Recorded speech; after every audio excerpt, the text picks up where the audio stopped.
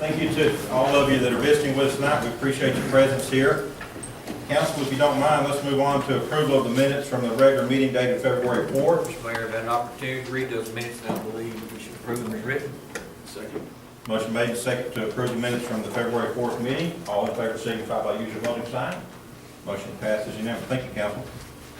Move on to reports. Just one little item from my desk. Back on February 21st, we held a, I guess you call it Houston County Legislative Day in Austin. There were several of us that went over and enjoyed visiting with our State Senator Robert Nichols, as well as our State Representative Trent Ashby. We appreciate those from the Chamber of Commerce, from county government, from city government that were able to attend. I think we had a good showing, and they appreciated us coming. So just wanted to thank those that were corporate sponsors. We had Houston County Electric Co-op that helped us out, Citizen National Bank, Elastotech Southwest, and ETMC Crockett were our corporate sponsors. So thank you to all those that sponsored. Move on to City Administrative Report. Ron? Mayor, council, guests, just three things. The first one on IT Williams Park. If you've been by there lately, we've been, one of the things that we've had problems with IT Williams Park was that all the lights and the wiring was overhead wiring over the playground. We got that all eliminated, and there were several lights damaged in the park, so we had those replaced with all new lighting, and it looks outstanding. We're currently repainting the basketball courts. We repaired the rims. The biggest single thing we got done was the lights, though. And if you drive past IT Williams at night, you'll notice the improvements are pretty obvious. And we blocked vehicles from actually pulling into the park area with some barriers. We've got some more work to do in IT Williams, and then we'll shift gears and do several things in David Crockett Park before springtime, and we're busy this next couple of months getting that done. Boys and Girls Club, the only thing I've got to say about the Boys and Girls Club building is we just received the deed this afternoon in the mail. Have not received keys. I asked them to be mailed so we can actually look and see what kind of condition the building is in inside. But right now, we did in fact, as of this afternoon, receive the deed. Last but not least, the home program. Of the 4 houses that we're doing in the home program, 3 houses are complete. The last house, Ms. Newman's on Sunset, is minor corrections to finish. In the next couple of weeks, she'll be moving in, and we'll be closing out the program for this year. I know she'll be happy. And if you get a chance to go by those 4 houses, they're outstanding. Any questions for the City Administrator, Council? I got one for you. Just kind of curious, I made a request at last council to put an item on the agenda tonight. Just kind of wondering why it wasn't placed on there for any particular reason. Well, I hadn't had a chance to talk to the city attorney about that, council member. As soon as we do, we'll get that on the agenda. Well, Mayor, what I'd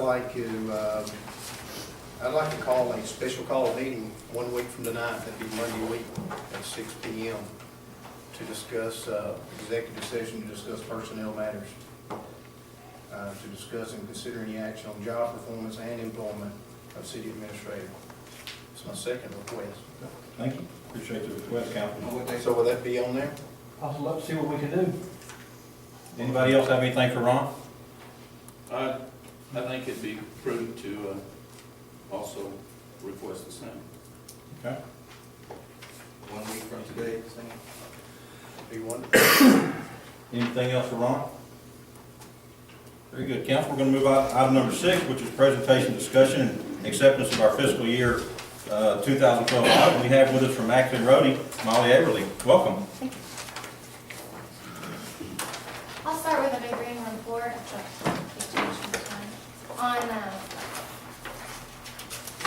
On page 3 is our opinion. We did issue an unqualified opinion, which is the highest opinion we can issue, saying everything is presented fairly within all material respects of the city. Have a few little things we're going to go over. I'll start on page 7. This is just a comparison of the balance sheet items from last year to this year. As you can see, the majority of them are comparable. You did not have any major changes this year.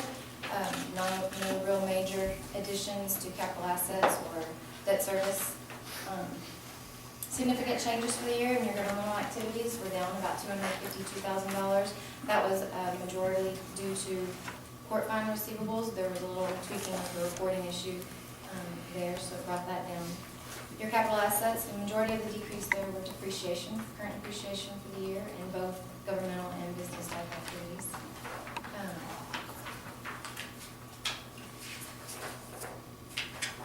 On page, that's mainly your balance sheet. Most everything else on there is comparable to last year. There were no large changes. On page 11, it's your statement of activities, so your income statement for the entire government. There's the primary government and governmental activities as well as your water and sewers also listed on this page. Your overall expenditures were $4.9 million for the year of governmental activities, 2.3 in your water and sewer. The amount that the charges for services in water and sewer were 2.4, so you actually had a little income there of $159,000 for the year. In your governmental activities, kind of in the middle of the page, the 1.2, the 2, and the 3, that adds up to $1.9 million. Those are your program revenues. That was the amount of money that was received for those expenses that were paid.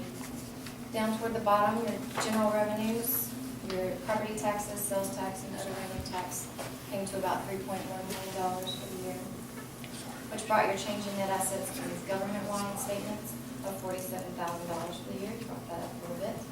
As well as your water and sewer, your income was $181,000 last year. You had a decent year. Page 12, the following page. This is your general fund only. It takes out your capital assets and your debt service fund. Your cash and investments were up about $100,000. Your receivables were down about $200,000 due to the court receivable, as well as your deferred revenue. Your court receivable is booked through your deferred revenue. It doesn't hit the income statement, so that's why if one is down, the other is down. So. On the following page, page 13, your general fund, your total overall revenues were up about $220,000 for the year. The major increases were about $84,000 in your property tax, about $47,000 in your sales tax, and about $57,000 increase in your other taxes for the year.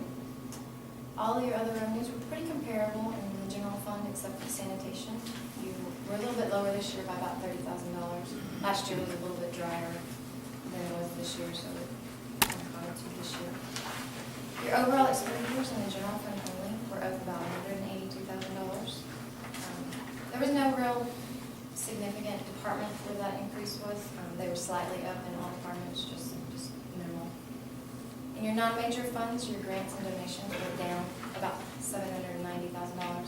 Last year you received a lot of money, about a little over $1 million, I think, in some grant money. Just a question here, and I don't know if you can tell by the numbers you looked at, but could you tell where the $47,000 increase primarily came from? It was sales tax, I understand, but. Well, it's due to different factors. I mean, all of these are going to kind of net together. So your increase in your revenues and your decreases here kind of net together to that 47. So there's no real one. There's no way to. No, sir. Okay, thank you. So our water and sewer increase is included in that part too? The water and sewer is on the next page, and we'll look at that one. On page 15, they did have an increase. 15 is the balance sheet items. Most of your items here were comparable at the end of the year compared to last year. Your due from other funds were up a little bit. That's just some timing issues. They're going to change. But on page 16, we'll show you the change in the water and sewer fund. Your charges for services, that's your water and sewer receipts for the year, they were actually down about $126,000 compared to last year. However, your total operating expenses were also down this year, about $89,000. So you actually had a change in your net assets of an increase of $181,000 in the water and sewer.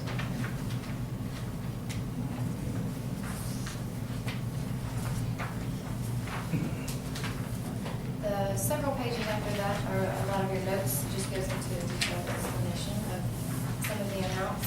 I did want to point out, none of these notes have changed from last year. There were no new items that we had to add. Page 26 does have your change in long-term liabilities, in case you want to know what your next year payment are for your bonds and leases. Just want to point that out to you. On page 31, we'll skip over, this is your budget for the general fund.